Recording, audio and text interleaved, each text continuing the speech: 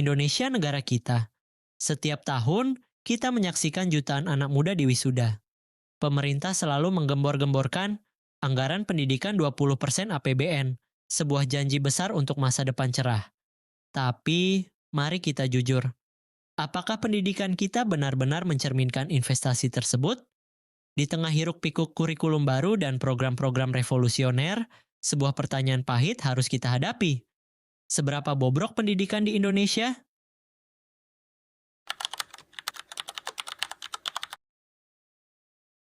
Mari kita mulai dengan fondasinya, kualitas guru. Data PISA secara konsisten menunjukkan bahwa kemampuan literasi, numerasi, dan sains siswa Indonesia berada di papan bawah dunia. Ini bukan hanya salah murid. Kita punya jutaan guru honorer yang berjuang dengan gaji yang jauh di bawah UMR, minim pelatihan, dan beban administrasi yang menumpuk. Bagaimana kita bisa mengharapkan kualitas pengajaran kelas dunia jika kesejahteraan dan pengembangan gurunya diabaikan? Masalah kedua adalah infrastruktur. Ya, ada sekolah-sekolah megah di kota besar, tapi di daerah 3T, terdepan, terluar, tertinggal.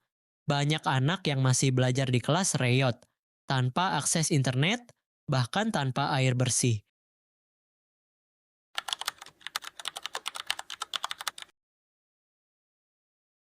Setiap ganti menteri, kita ganti kurikulum.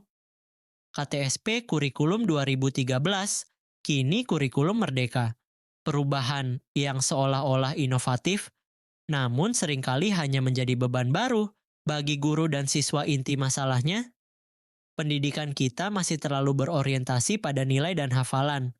Sistem evaluasi kita bukan kemampuan berpikir kritis atau pemecahan masalah. Akibatnya, siswa didorong menjadi robot penghafal alih-alih individu yang adaptif dan kreatif.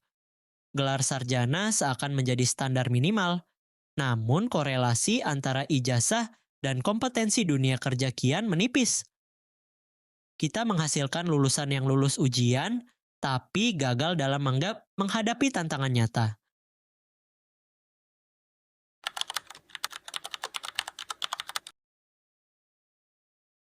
Mengapa masalah ini terus berulang?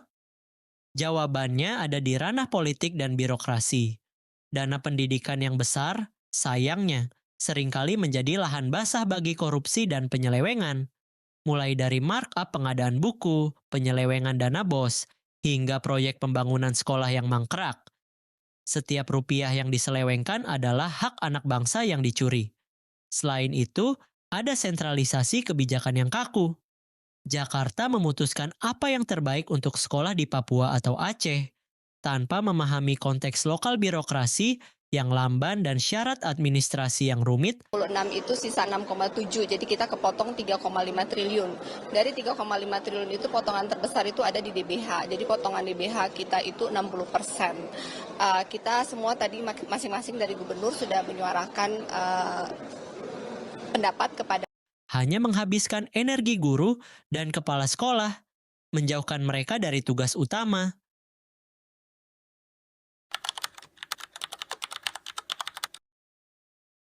Mengajar dan mendidik mengakui bahwa pendidikan kita bobrok bukanlah tanda menyerah.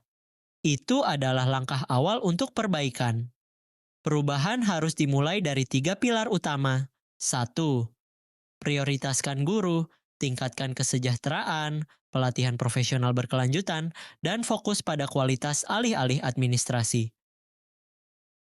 2. Dekolonisasi kurikulum.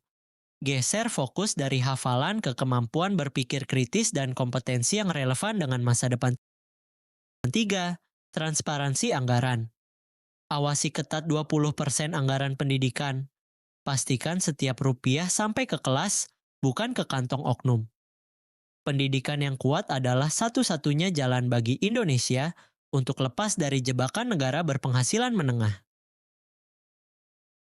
Kita berhak atas pendidikan yang lebih baik. Mari kita tuntut akuntabilitas. Indonesia tidak butuh kurikulum baru setiap tahun. Indonesia butuh komitmen nyata untuk mendidik generasi yang mampu berpikir, bukan hanya menghafal.